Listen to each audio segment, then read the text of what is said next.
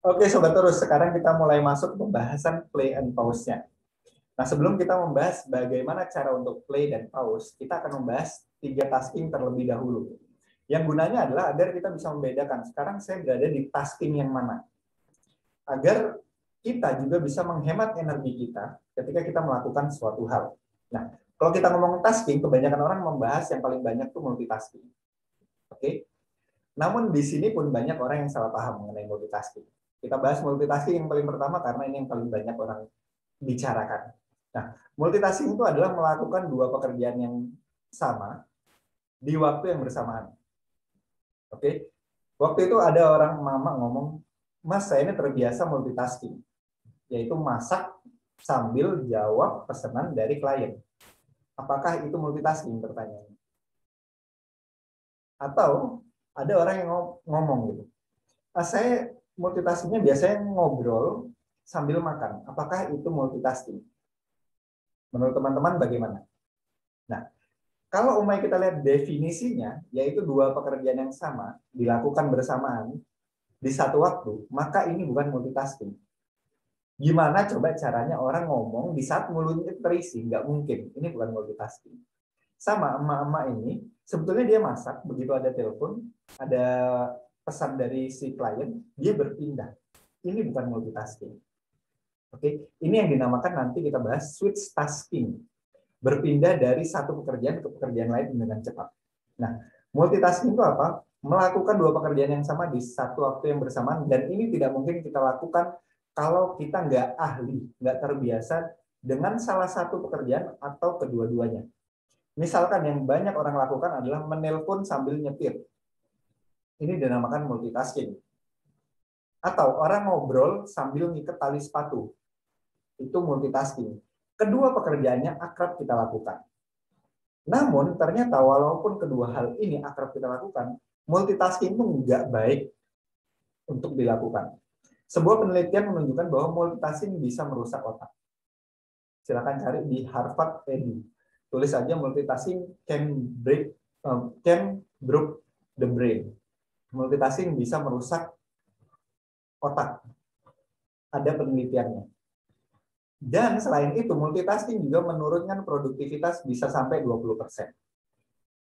Dan yang menarik adalah multitasking itu juga meningkatkan resiko kesalahan. Nah, dari data.com itu dinyatakan 30% kecelakaan di Jakarta disebabkan orang menelpon sambil nyetir. Multitasking. Nah, jadi sebetulnya multitasking boleh kita lakukan, jarang-jarang, hanya bukan pada hal-hal yang sangat penting. Misalkan kita menjawab telepon, oke, dari klien, sambil ngegendong anak. Itu sebetulnya multitasking. Cuman biasanya salah satunya nggak keurus. Itu adalah efek dari multitasking. Entah si klien nggak keurus atau si anak nggak keurus. Kalaupun kita bisa nelpon ke klien karena si anak nggak keurus, akhirnya anak nangis ngeganggu kita juga. Karena itu multitasking sebaiknya dihindari. Kecuali pada hal yang sangat-sangat simpel. Misalkan ya kayak tadi, ngikat sepatu sambil ngobrol sama teman. Oke, tapi jarang-jarang ya. Saya tidak menyarankan ini. Saya pun selalu menghindari multitasking.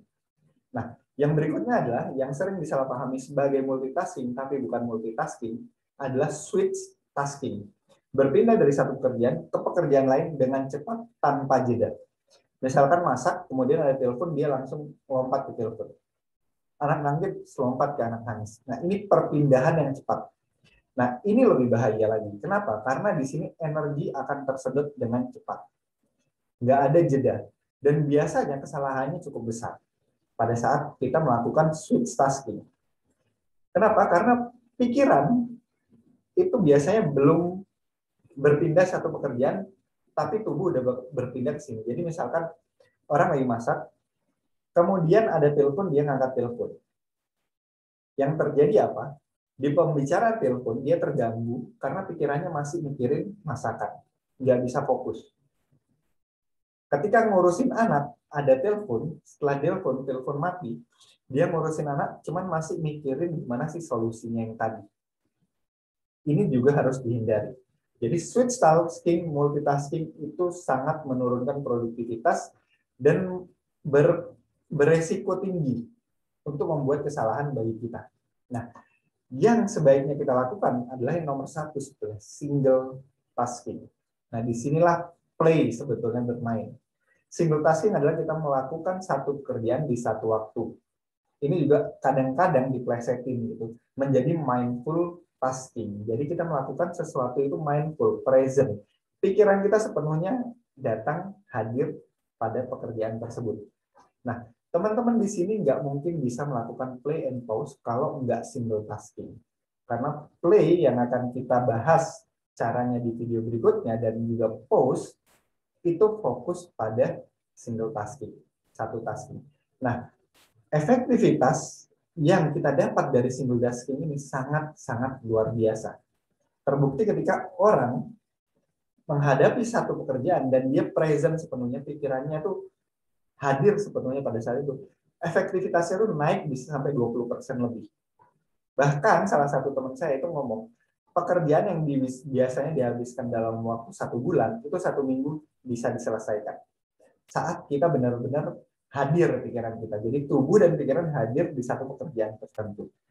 Nah, disinilah play and pause baru kita gunakan. Bagaimana caranya agar kita bisa single tasking dengan baik. Di video berikutnya kita akan membahas mengenai play.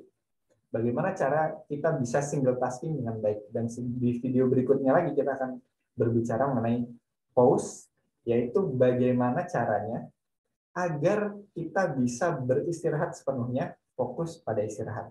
Nah, kenapa play and pause ini penting? Karena kita lihat aja gerak detak jantung yang baik itu kan seperti ini. Jadi kenapa harus ada play and pause? Adalah agar interval kerja kita itu baik. Nah, saya sedikit bagikan. Ini contoh dari detak jantung yang baik.